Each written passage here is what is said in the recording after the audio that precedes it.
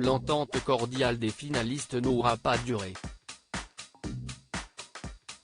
Moins d'un jour après le deuxième tour du Congrès des Républicains, durant lequel Valérie Pécresse a été investie par son parti pour le représenter à l'élection présidentielle de 2022, son adversaire a sorti les griffes.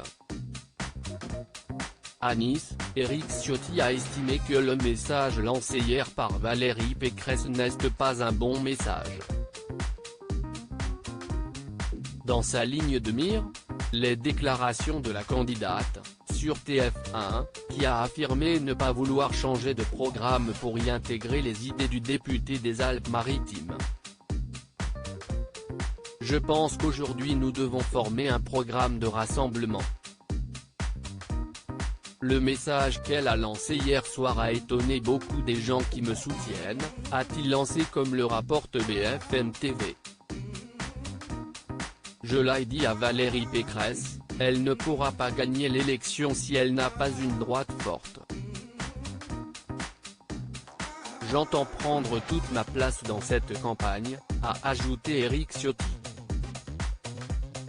Dans les colonnes du journal du dimanche, il avait déjà taclé Valérie Pécresse, qui selon lui, n'aurait aucune chance de gagner l'élection présidentielle si elle ne reprenait pas certaines de ses idées, car l'élection se joue à la droite de la droite.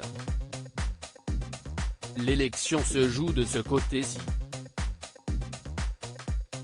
Il faut être là pour l'emporter.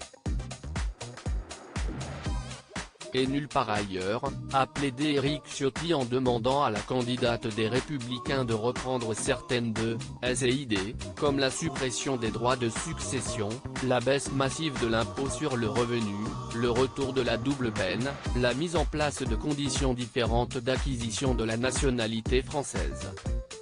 Éric Ciotti, je veux la féliciter avec sincérité, avec amitié et affection. Dans les colonnes de l'hebdomadaire dominical, Valérie Pécresse a expliqué qu'elle ne changerait pas sa ligne, des propositions fortes ont été avancées lors de cette primaire.